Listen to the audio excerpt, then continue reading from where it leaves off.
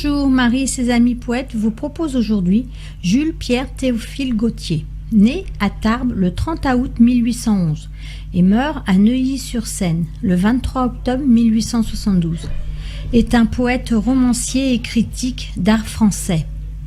Fils de Jean-Pierre Gautier et d'Adélaïde Coquard, Théophile Gautier naît dans les Hautes-Pyrénées et cependant parisien. Depuis sa plus jeune enfance, il fait la connaissance du futur Nerval au collège Charlemagne et s'intéresse très jeune à la poésie.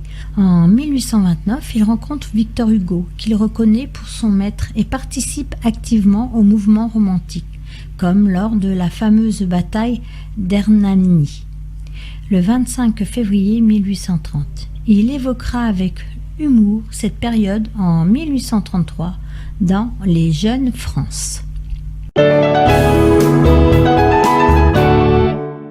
Et voici maintenant, à de beaux yeux.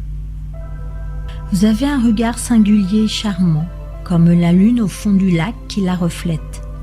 Votre prunelle où brille une humide paillette, au coin de vos doux yeux roule, languissamment. Il semble avoir pris ses feux au diamant. Ils sont de plus belle eau qu'une perle parfaite. Et vos grands cils émus, de leurs ailes inquiètes, ne voilent qu'à demi leur vif rayonnement.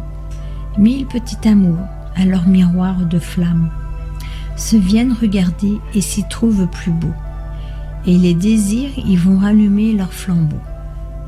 Ils sont si transparents qu'ils laissent voir votre âme, comme une flore céleste, au calice idéal que l'on apercevrait à travers un cristal. Mon coup de cœur aujourd'hui est Marie-Laurence Gonzalez. Née à Dreux en Eure-et-Loire, la vie l'a emmenée vers d'autres lieux. Sa vie a été de divers emplois.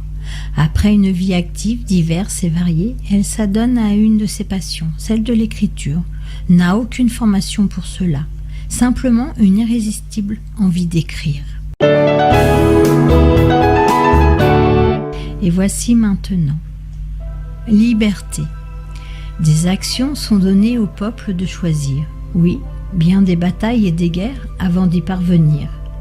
Oui, du sang et des larmes aux mères perdant leurs fils. Oui, d'hier et d'aujourd'hui, les morts nous permettent de vivre. Liberté. Le monde toujours aura ses crises. Mais nous, Français, pays des droits de l'homme, nous ne serons jamais celui de l'intégrisme. Les pensées, les écrits sont valeurs de liberté forte. Notre douceur de vivre en a été sauvagement salie. Rien ne nous enlèvera la volonté, par cet acte terrible d'une telle atrocité, de nous rendre aujourd'hui plus forts, désormais, en perpétuant l'art des expressions, parler, écrire, dessiner. Liberté, ils sont morts pour cela, car ils défendaient ces idées.